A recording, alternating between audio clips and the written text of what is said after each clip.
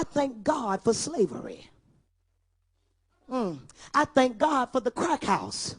If it wasn't for the crack house, come on somebody, God wouldn't have never been able to use me how he can use me now.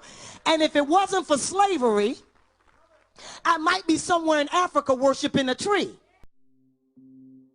If we don't understand early Virginia, it'll be difficult to fully understand racism in America. Jesus was a white man too. Racism in America. Jesus was a white man too. We're going to protect Christianity. Jesus, he had a rough but kind face, sea blue eyes. Because Africans were not believers in Christ. Well, certainly I believe in segregation because God teaches it. The Bible is a pillar of white supremacy. The white race is supreme by virtue of God's own blessing. White people want to see white angels. That's cool for white people. White is the norm for humanity. These other populations are not fully human in the way that whites are human. None of these books were written by God. People say it doesn't matter what color Jesus is or what color whatever God they're worshiping is. I would strongly object to that. Images of God and Mary and the apostles and the saints as white. Hebrew Bible, for example, was not opposed to the shedding of blood. Do we have a deal, Mr. Reagan? You know, I know this steak doesn't exist. I know that when I put it in my mouth, the Matrix is telling my brain that it is juicy and delicious. After 9 years, you know what I realize?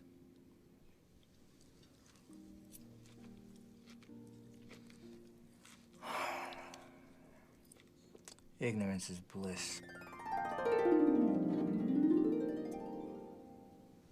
Then we have a deal.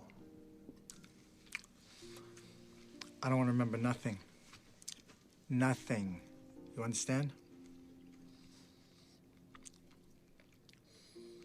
And I want to be rich. You know, someone important. Like an actor. Whatever you want, Mr. Reagan.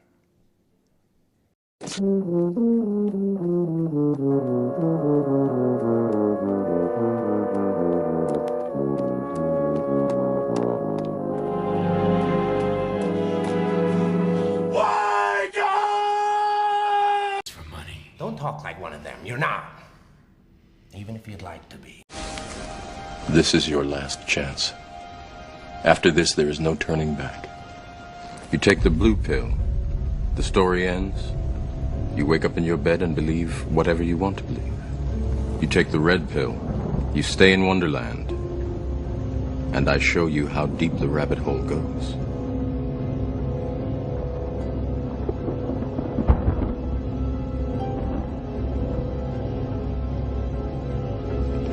Remember, all I'm offering is the truth, nothing more.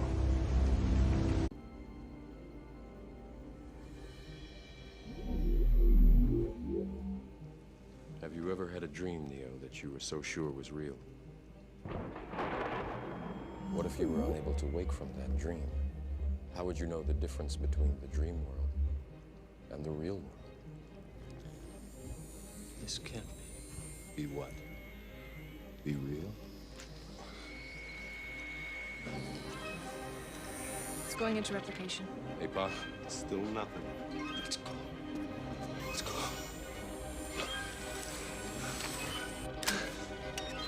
Tank, we're going to need a signal soon. I got a fibrillation. APOC, location. Targeting almost there. He's going into arrest. Lock, I got him. Now, Tank, now.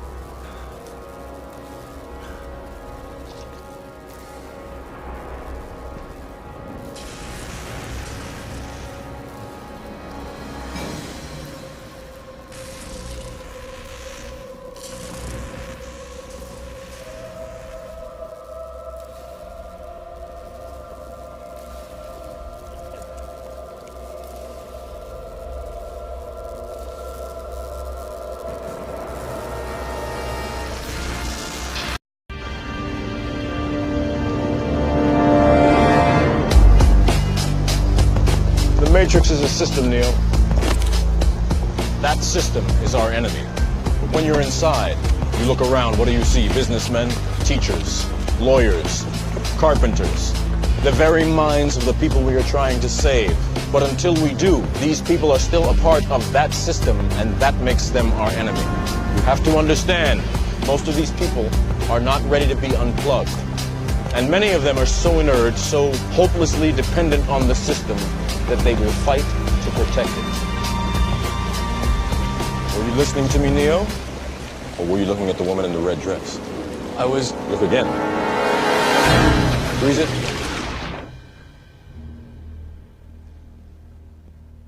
This isn't the Matrix. No. It's another training program designed to teach you one thing.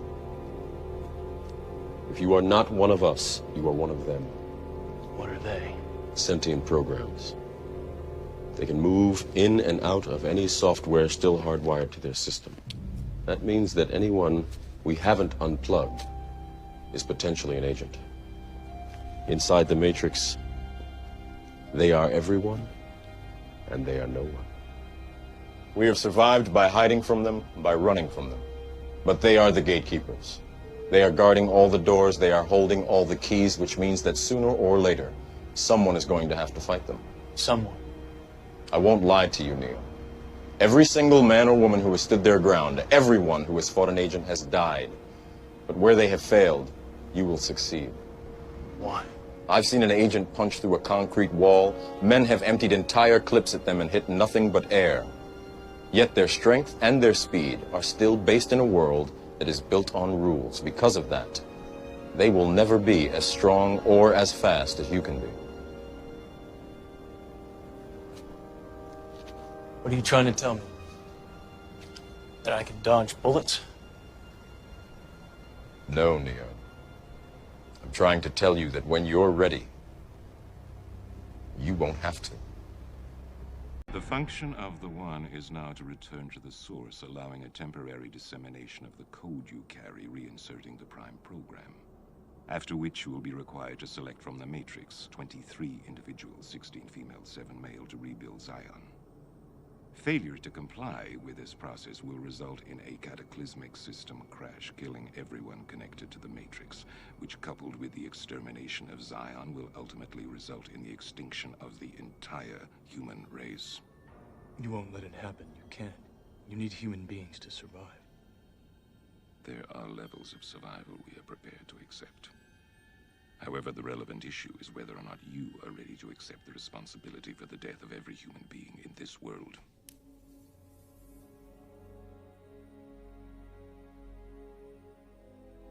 It is interesting reading your reactions. Your 5 predecessors were, by design, based on a similar predication, a contingent affirmation that was meant to create a profound attachment to the rest of your species, facilitating the function of the One. While the others experienced this in a very general way, your experience is far more specific, vis-a-vis love. Trinity. Apropos, she entered the Matrix to save your life at the cost of her own. No. Which brings us at last to the moment of truth, wherein the fundamental flaw is ultimately expressed and the anomaly revealed as both beginning and end. There are 2 doors. The door to your right leads to the source and the salvation of Zion. The door to your left leads back to the Matrix, to her, and to the end of your species. As you adequately put, the problem is choice. But we already know what you are going to do, don't we? Already I can see the chain reaction, the chemical precursors that signal the onset of an emotion designed specifically to overwhelm logic and reason. An emotion that is already blinding you from the simple and obvious truth. She is going to die, and there is nothing you can do to stop it.